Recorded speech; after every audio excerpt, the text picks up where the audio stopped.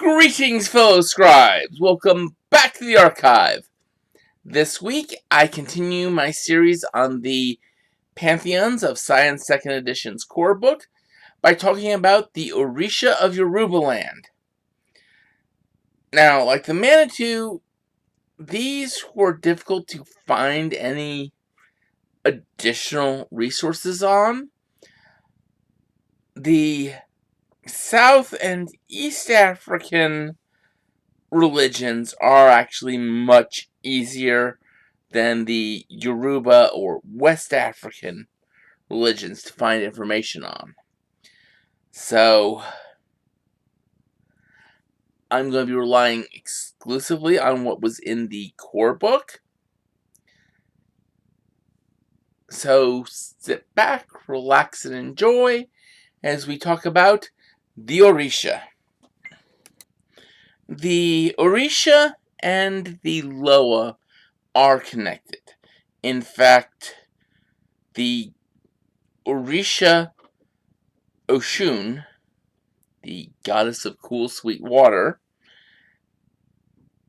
has in the Americas the name of one of the Loa, Urzuli. When you look at their pantheon purview, their unique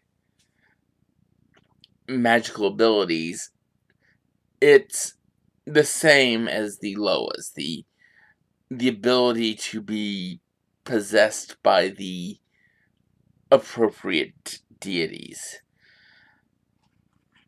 And that's an important thing to remember with the Orisha, because the Orisha were shaped, at least to the rest of the world, as much by the Atlantic slave trade as the Loa. In fact, it was the Orisha, that the followers of the Orisha, who learned that a great way to disguise their worship of the Orisha was to disguise them as Catholic saints and worship them that way. Because no one can remember all the saints, right? And syncretism became a rather large portion of the worship, just because there's bits of Catholicism worked into many of the worships of the Orisha and the Loa. But it's the Orisha and the Loa were always supposed to be two groups of deities who worked together, side by side. Sort of two lands, two pantheons, two peoples, one region type thing. But it ended up getting complicated by the Atlantic slave trade. One of the more interesting deities, at least as depicted in the Scion core book, is Ibeji, the sacred twins. Now, so the story here that they gave was that there were a group of magically powerful monkeys that a farmer kept chasing away from his fields. And they cursed his wife to not bear children, until he decided to stop chasing them away, letting the monkeys run amok, and then his wife gave birth to twins, to the first sacred twins among the Yoruba. And it's like they put at the end of that story, presumably his farm didn't do so well after that, But he had magic children, and that's what was important. And the sacred twins, they have this weird thing that the firstborn twin is actually the younger twin, because the older twin sends the younger twin out first to see if the world is worth living in.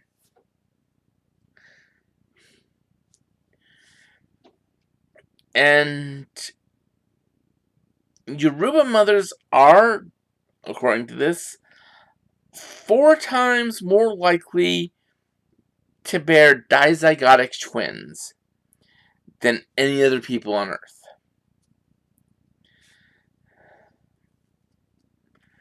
And supposedly when you have twins, they are judging your actions constantly. Now, what's interesting with this is when you have scions born, one is going to be of the twins. The other is often going to be a scion of a completely different pantheon that the parent doesn't know, wait, how'd this kid get here? And so the scions of Ibeji work to be the forefront of the diplomatic effort between the other pantheons. And that to me was the more interesting of these stories, because the Orisha are very much a different pantheon. They put, one of their gods is the god of smallpox. They have at least 3 river goddesses and a triple ocean goddess.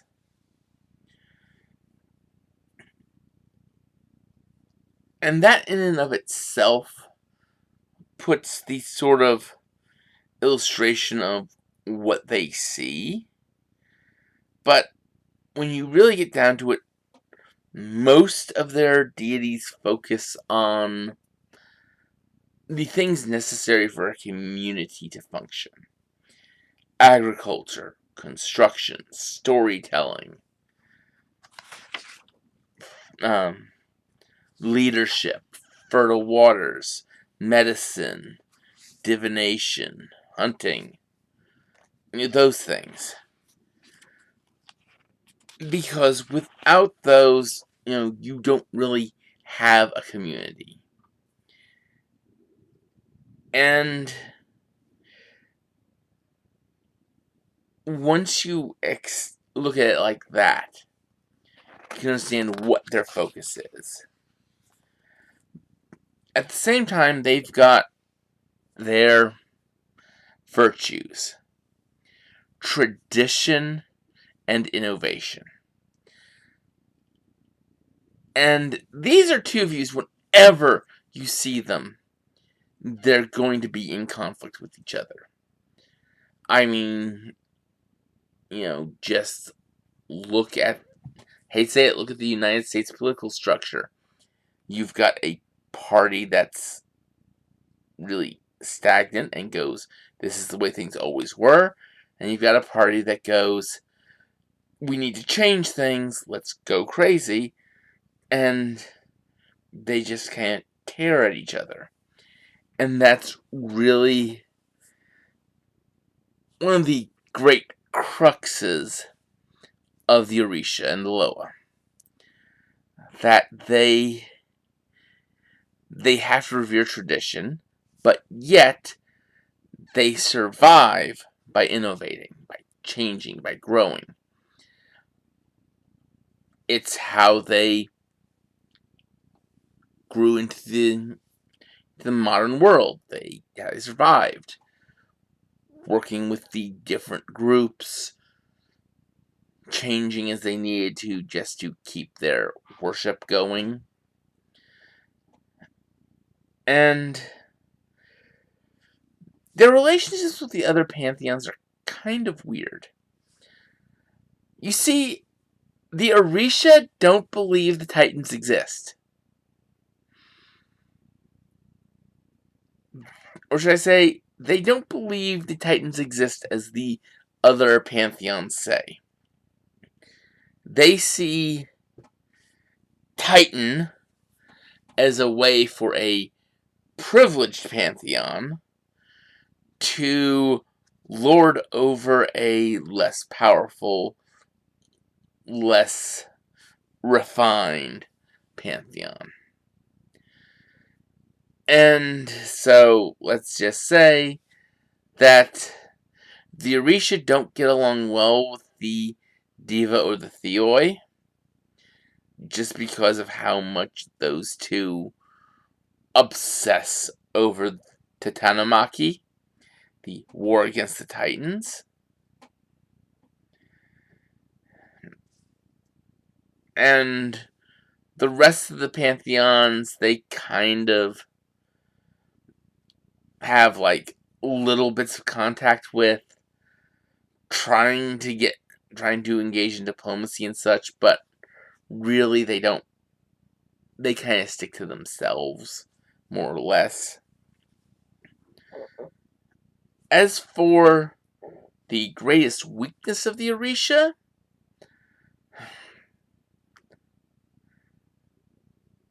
the greatest weakness of the Orisha has absolutely nothing to do with their religion, their beliefs, or anything like that. It is ultimately the overwhelming systemic racism and religious intolerance of the world. It's, that's is what it is.